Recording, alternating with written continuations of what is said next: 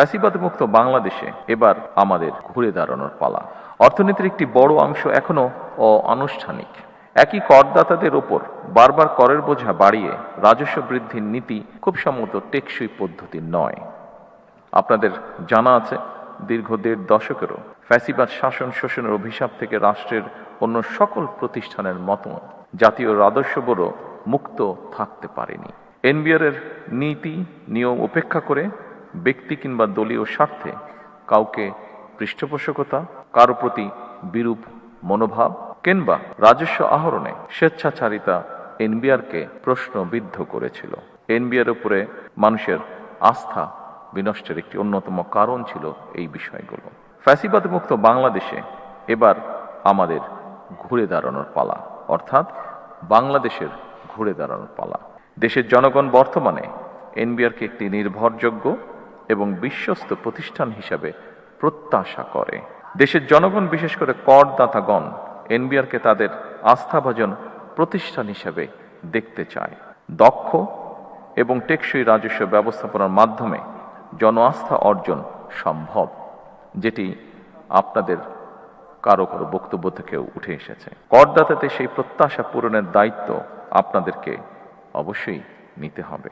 বর্তমান সরকার এনবিআর তথা রাজস্ব কাঠামোকে জনবান্ধব হিসাবে গড়ে তুলতে চায়। উপস্থিতিবৃন্দ, বিশ্ব অর্থনীতি দ্রুত পরিবর্তন হচ্ছে। একের পর এক অত্যাধুনিক প্রযুক্তির বিকাশ ঘটছে। আন্তর্জাতিক বাণিজ্যের ধরন পরিবর্তিত হচ্ছে। ব্যবসায় নতুন নতুন মডেল তৈরি হচ্ছে, নানা রকম চ্যালেঞ্জও তৈরি হচ্ছে। আন্তর্জাতিক কর বা রাজস্ব ব্যবস্থাপনায় এসেছে পরিবর্তন। পরিবর্তিত বিশ্বের অর্থনৈতিক সমস্যা, সম্ভাবনা, সুবিধা এবং চ্যালেঞ্জ মোকাবেলায় রাজস্ব কর্মকর্তাদেরকে বহুমাত্রিক দক্ষতা অর্জন এখন সময় দেবে, যা কিনা আপনাদেরও বক্তব্যে ফুটে উঠেছে এখানে ওপেন ফ্লোরে আলোচনার সময়। খুব সম্ভবত digital economy, e-commerce, transfer pricing, international taxation, trade finance, financial crime, money laundering, artificial intelligence, এই সবগুলো বিষয় সম্পর্কে সুস্পষ্ট নলেজ থাকাটা বোধহয় এখন অত্যন্ত প্রয়োজন। এটি অস্বীকার করার উপায় নেই। বর্তমানে দেশে ট্যাক্স জিডিপি রেশিও এখনও সক্ষমতার তুলনায় অনেক কম। কর ভিত্তি এখনও তুলনামূলকভাবে অনেক সংকীর্ণ। অর্থনীতির একটি বড় অংশ এখনও অনানুষ্ঠানিক। সীমিত সংখ্যক নিয়মিত করদাতার উপরে নির্ভরতা হ্রাস করতে হবে মনে হয়। করদাতা ও রাজস্ব প্রশাসনের মধ্যে আস্থার সম্পর্কেও আরও শক্তিশালী করা প্রয়োজন।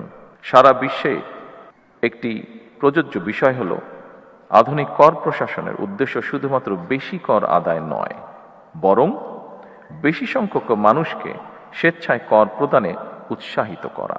একজন করদাতা যিনি নিয়মিত কর আদায় করছেন, রাষ্ট্র যেমন তাকে সম্মানিত করবে, একইভাবে যিনি ইচ্ছাকৃতভাবে কর পরিহার করছেন তাকেও কর প্রদানের জন্য যথাযথভাবে উদ্বুদ্ধ বা আগ্রহী করে তোলা প্রয়োজন। এটিও আমাদের ওপেন ফ্লোর ডিসকাশনের মধ্যে উঠে এসেছে। কর ব্যবস্থাপনা কিংবা কর আদায় পদ্ধতি সহজ এবং দুর্নীতি ও হয়রানিমুক্ত হওয়া প্রয়োজন, যাতে মানুষ স্বেচ্ছাপ্রণোদিত হয়ে কর আদায় স্বাচ্ছন্দ্য বোধ করেন।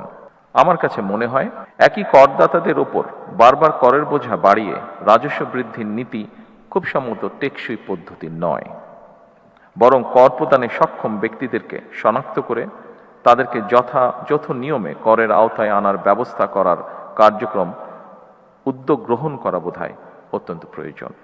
এজন্য ডিজিটালি আধুনিক ডাটা ভিত্তিক কর প্রশাসন গড়ে তোলার খুব সম্ভবত কোনো বিকল্প নেই।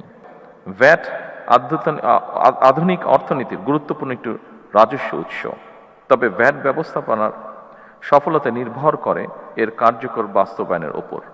ভ্যাট প্রশাসনের জটিলতার কারণে যাতে ব্যবসা বাণিজ্য বাধাগ্রস্ত না হয়, সেটিও আপনাদেরকে কষ্ট করে নিশ্চিত করা প্রয়োজন।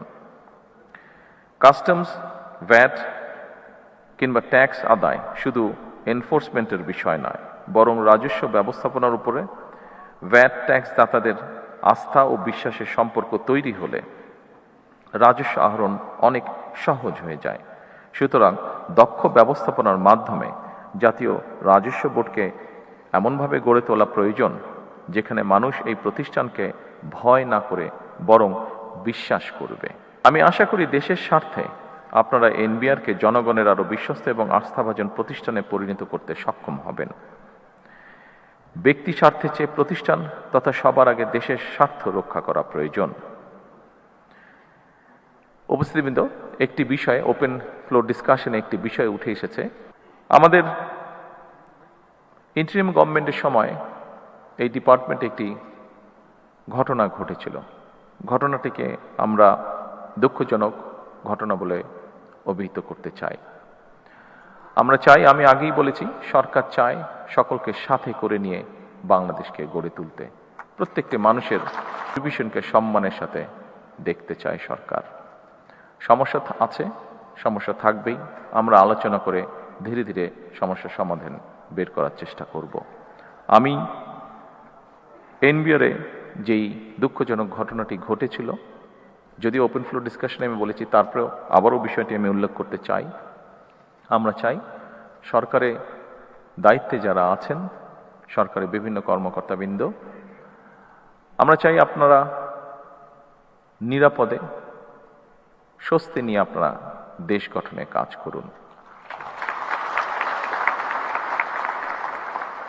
সরকার এবার একটি আশা, সম্ভাবনা এবং প্রত্যাশার কথা বলে আমার বক্তব্য শেষ করতে চাই। গত ফেব্রুয়ারি মাসের মাঝামাঝি থেকে জুনের শেষ পর্যন্ত সময়টিতে রাজস্ব আহরণের পরিমাণ ছিল ইতিবাচক।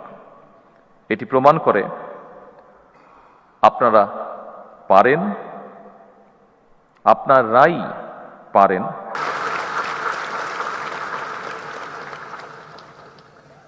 আমাদের সকলের প্রয়োজন দেশপ্রেম এবং আন্তরিকতা। আসুন সমৃদ্ধ বাংলাদেশের স্বার্থে আমরা সবাই মিলে একটি শক্তিশালী রাজস্ব ব্যবস্থা গড়ে তুলি।